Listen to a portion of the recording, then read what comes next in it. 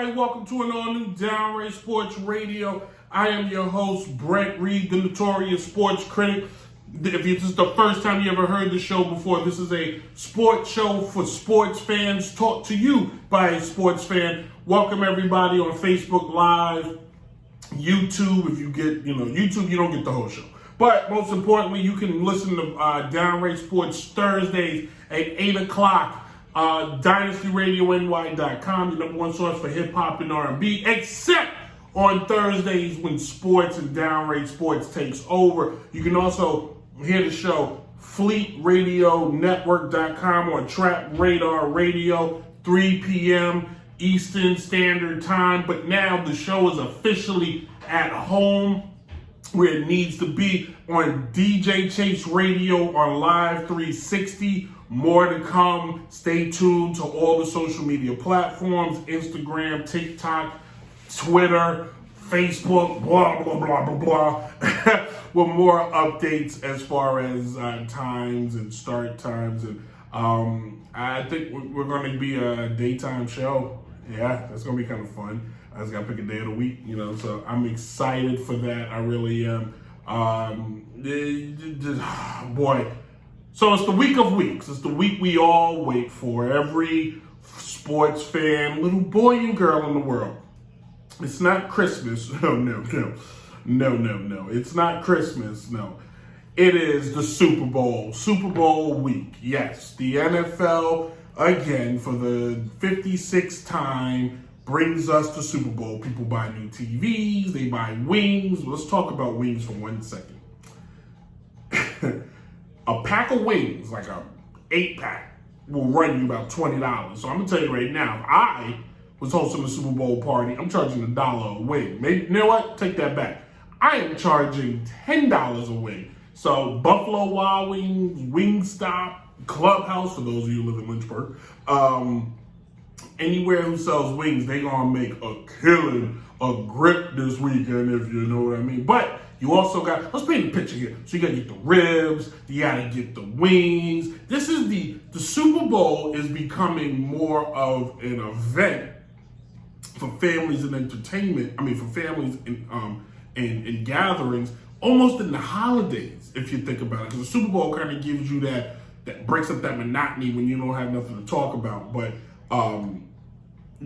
fixing the microphone. But they've done studies, like, people have designed and created like a whole day around it. For us, back when I used to live, in Farmville, it was a little different. It was a lot more, hey, let's just start drinking at like 9 o'clock and then, we'll see what happens from there. But I'm looking forward to it. Let's do the tail of the tape, shall we? So in the Super Bowl, you have the Los Angeles Rams taking on the Cincinnati Bengals. When the season started, a lot of people put the Los Angeles Rams in the Super Bowl. Not everybody put the Cincinnati Bengals in. I was not one. The Cincinnati Bengals made a splash. This is not the tail of the tape. This is me telling the story. Let's get back to the tail of the tape. Tail of the tape, the Los Angeles Rams are taking on the Cincinnati Bengals. You have the veteran Matt Stafford, drafted number 1 by the Detroit Lions. Then you have the second-year quarterback, get himself, Joe Burrows, former Heisman Trophy winner, former national champion with the LSU Tigers. He went from the Tigers and became a Bengal. In just his second year, after a knee injury, has his team in the Super Bowl. And for only the second time in NFL history, 2 first-round overall picks are facing each other in the Super Bowl. The last time it happened was Peyton Manning taking on Cam Newton. We know how that turned out. The defense made everything happen in that Super Bowl. For the Rams, you're looking at a team, as the Macho Man would say. You're looking at an NFL team that had its highs and lows this season. At one point, they were flying high. Woo! They were looking like they were just going to run away with the league. Their defense, their offense was firing on cylinders. And then they ran up against Arizona, who turned into a pumpkin. They ran up against the 49ers, who they just basically let know in the last round, hey, we gave you your fun. They were 12-5 overall. They ended up winning the division ultimately. 5-3 at home, which we're going to get on in one second. They were better on the road. They were 7-2 on the road, much better on the road. Then you have the Cincinnati Bengals, the team that won their division, a division in which the Steelers, the Browns, and the Ravens and the Browns were definitely picked to win that division. Instead, it turned out to be the Bengals. The Bengals got it done with a high-power offense. They made a big draft pick. A lot of people said, what are you thinking? You didn't get an offensive lineman. Instead, they got Jamal Chase, who, which some would say, which we're going to touch on in a second, we could be watching one of the best wide receiver matchups we've ever seen in a Super Bowl, if you will. The Bengals were 10-7, 5-4 at home, 5-3 on the road. Not that good. Not that bad. Most importantly is what they've done in the playoffs, beating the Tennessee Titans, who were the number 1 seed, beating the Kansas City Chiefs, just moonwalking through everybody that they possibly can moonwalk through. And Joe Burrow and his coaches, that basically his team has basically said, we're not underdogs. We're no longer the lovable underdogs. We're here. We're ready to roll. We're trying to win it now. Give me the ring now. Size me up, chump. So what do we got to say? So we're looking at two teams that tell almost the same story, if you will. Both have offenses that, at any given moment can bust wide open. If you look at the Rams, you got wide receivers like Cooper Kupp, who's very deceiving. Not a big wide receiver, but people seem to keep leaving him open. And I'm thinking, and I've heard a lot of say, Booger McFarland, very smart guy on ESPN, one of the smartest guys when it comes to football, in my opinion, on ESPN. Basically, like, people are underestimating this guy because he's a white wide receiver, which tends to happen. Wes Welker, just think about it. But Cooper Kupp is burning cats up, living a life. He's coming off playing all 17 games, 16 touchdowns, leading the league in touchdowns for a wide receiver. All right? Then they went out and got Odell Beckham. If I tell you Odell's numbers, you'll be crazy. 8 games, 5 touchdowns. All touchdowns came playing with the Rams. Playing in Cleveland, they just forgot the man existed. Defensively, you ready for this? You got the 3-headed defensive monster in Von Miller, Aaron Donald, and Jalen Ramsey. Ramsey's got the backfield. Ramsey's got the receivers. And Von Miller and Aaron Donald are looking to blow up anything coming from the back, whether it's the quarterback, whether it's the running back, they coming for you and they're looking for blood. But with that, you got Joe Burrow, who's not your prototype. He's not Tom Brady, okay? He's not staying in the pocket. He's not Peyton Manning. He's not Oklahoma. No. He's like, yo, we're going to either go deep or I can roll myself. He's the new style of quarterback that you see at Josh Allen, and even the guy, I can't think of his name, but the guy who's the quarterback out with the Chargers. Like, do not underestimate this. Steve Young influence is everywhere. It's not the Michael Vick influence, it's the Steve Young influence. It's almost like, hey, well, we can stay in the pocket, but if you're not careful, I'm hitting the field and I'm rolling. Joe Burrow's proved that against the Chiefs. The Chiefs was making headway, they were taking care of him, but the man was like, forget about it. I'm just gonna roll, all right? With that being said, he has weapons like Jamal Chase, who is a flat-out stud. You have guys like you have T. Huggins, his secondary wide receiver. If they decide they want to double or apply more pressure, he just go right there. But one thing the Bengals do well, and it's not the best in the world, but the one thing the Bengals do very well is that they're able to establish the run game. I know, I said the big bad word, the run game. Something that teams have forgotten about, something that teams do tend to abandon. And with Joe Mixon back there, able to just gobble up yards when he wants to. Like against the Chiefs, he 88 yards, no touchdowns, but those 88 yards are impactful, they're effective. And you're saying, I know you're looking for the days of Emmitt Smith rushing for 100 and something, or Barry Sanders, or guys like that. But you got a quarterback that's great, has a strong arm, can get the ball down the field, can game manage, makes mistakes, but doesn't allow it to affect them. You got a running back that anytime you give him the ball, he's going to get some yards, some gainful, impactful yards. That is a lot to be said for that team. With the defensively, Logan Watson, strong linebacker, not to be played around with. When you got somebody like Matt Stafford, who's not a statue, but is more of that traditional style of quarterback, he can be setting himself up for a big hit. He could be setting himself up for some violence coming his way that he does not he's not warranted. And then even in the backfield, you have Eli Apple, former Giants cornerback, very strong cornerback. He can make coverage. Now, I don't know if he's going to be able to cover or shut down Cooper Kupp, but if you can at least buy some time so that defense, guys like Trey Hickinson, can get back there and make some moves and blow things up, then you're finding yourself in a situation. If you're asking yourself, well, the Rams defense is just so strong, it's the best defense. Well, calm down. All right, calm down. I have numbers to back that up. Defensively, these two teams are ranked 17th and 18th with each other. If you're paying attention, the Rams allow 21 points a game. It's not terrible, but in the case of the Bengals, they can put up points.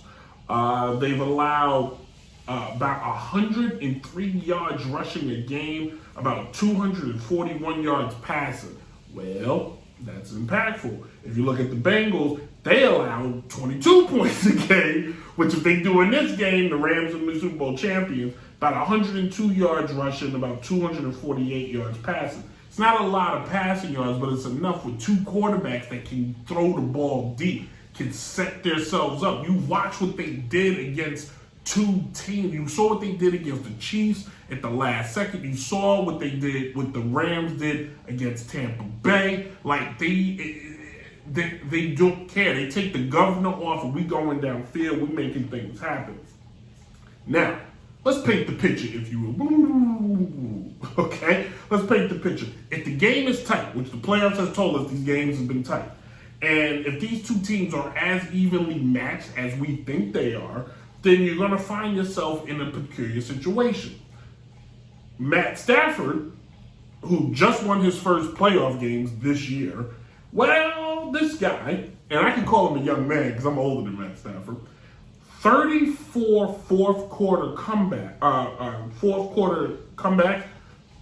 42 game-winning drives. The man is clutch when it's time to win, and if you think for 1 second he's out of it, well, you best think again, because he doesn't fear the moment, which is awesome that he's getting to play on this big stage.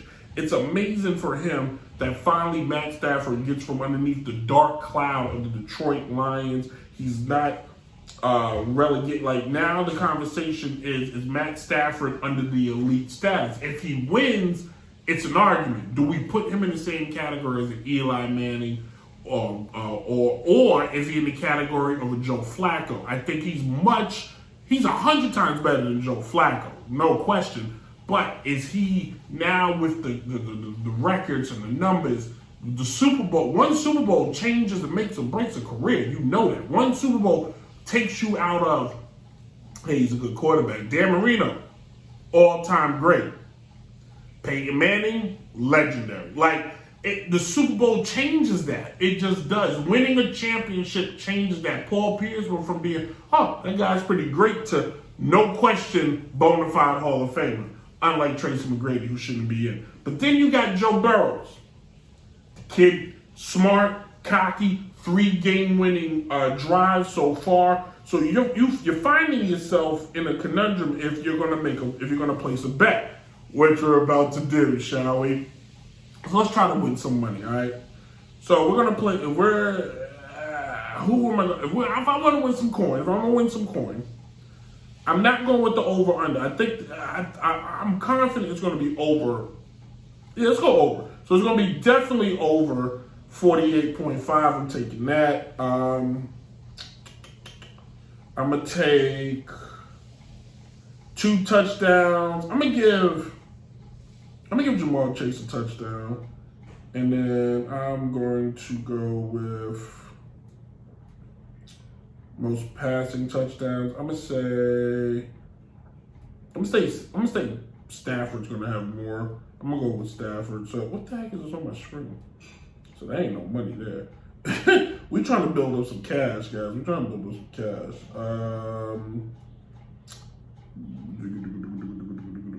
I don't know. None of this. I didn't take the time. And these aren't any good. Let's just make some money. Let's take the Rams. Let's take the Rams on the money line. Let's actually, if you want to make some money, let's take the Bengals on the money line. And we're going to do a real fan bet, all right? We're going to put $20 down. That ain't no money. That ain't no money. We don't want that one. So we're going to do Bengals, and then we'll do anytime they score, we're going to do Odell Beckham, and then I'm going to do T. Higgins, because that may help. All right, so $10 there gets us, where's that? $10 got us something. Where's my thing? Where's my parlay?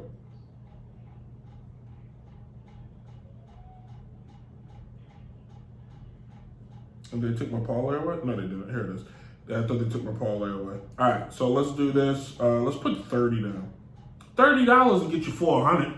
So again, if you want to bet with me, you pick the Bengals on the money line. Anytime Odell Beckham scores or T. Higgins scores, Hudgens scores, you put 30 down. It's going to get you $423. But if you want to put a little bit, you ain't got that much to play around with. Nah, put down about $10. $10 get you 140. That ain't terrible. You know what I'm saying? That ain't terrible. Who's gonna win? I know. I gotta make a pick. And the Rams defense is really good. I'm gonna go with the Rams. I think it'll be close. I think it's gonna be exciting. Halftime show is gonna be electrifying, but let's go with the Rams. It's Matt Stafford time. Joe Burrow's got plenty of time to get back here, but we're booking it. It's Rams.